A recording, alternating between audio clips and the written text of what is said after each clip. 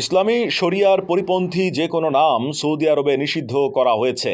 নতুন আইনে বলা হয়েছে, সরকারি সুবিধা পেতে হলে সব প্রতিষ্ঠান, স্থাপনা ও সংস্থার নাম অবশ্যই ইসলামী আইন ও শিক্ষার সঙ্গে সামঞ্জস্যপূর্ণ হতে হবে। নতুন বিধিমালা অনুযায়ী মসজিদ, স্কুল, হাসপাতাল সহ সরকারি ও বেসরকারি ভবনের নাম শরিয়া সঙ্গে সাংঘর্ষিক হলে তা অনুমোদন পাবে না। আল্লাহ তাআলার গুণবাচক নাম ব্যবহারের ক্ষেত্রেও বিধিনিষেধ আরোপ করা হয়েছে। এক্ষেত্রে মাত্র 7টি নাম ব্যবহারের অনুমতি দেওয়া হয়েছে।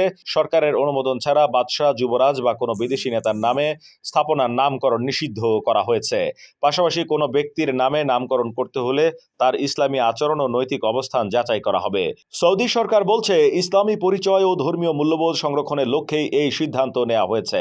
নামকরণের ক্ষেত্রে দেয়া বিধিমালায় বলা হয়েছে, সব প্রতিষ্ঠানের নাম ইসলামী শিক্ষা ও নীতিমালার সঙ্গে সঙ্গতিপূর্ণ হতে হবে।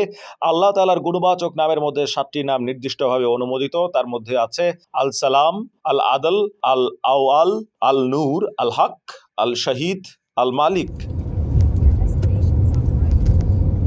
নিষিদ্ধ ঘোষিত নামগুলো হলো মালাক, আব্দুল আতি, আব্দুল নাসের, আব্দুল মুইন, আব্দুল মুসলেহ, বিনিয়ামিন, নারিস, ইয়ারা, সিতাও, লোল্যান্ড, তিলাজ, বারাহ, আব্দুল নবী, Abdur Rasul, Somao, Tabarak, Nardin, Sandy, Ram, Malin, Elaine, Inar, Malikatina, Maya, Linda, Randa, Basmala, Jibril, Abrar, Iman, Bayan, Basel, Birilam, Nabi, Nabia, আমির, তালিন, আরাম, নাডিজ, রিতাল, অ্যালিস, লারিন, কিব্রিয়াল ও লরেন।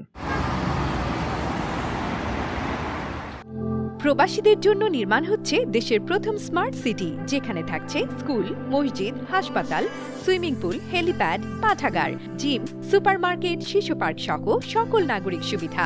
মাত্র 30 লাখ টাকা বিনিয়োগে মিলছে আকর্ষণীয় ফ্ল্যাট। প্লাটিনাম ইনভেস্টরদের জন্য ঢাকা বিমানবন্দরে ভিআইপি প্রোটোকল সুবিধা। বিস্তারিত জানতে যোগাযোগ করুন স্ক্রিনে দেয়া হোয়াটসঅ্যাপ অথবা ইমো নাম্বারে।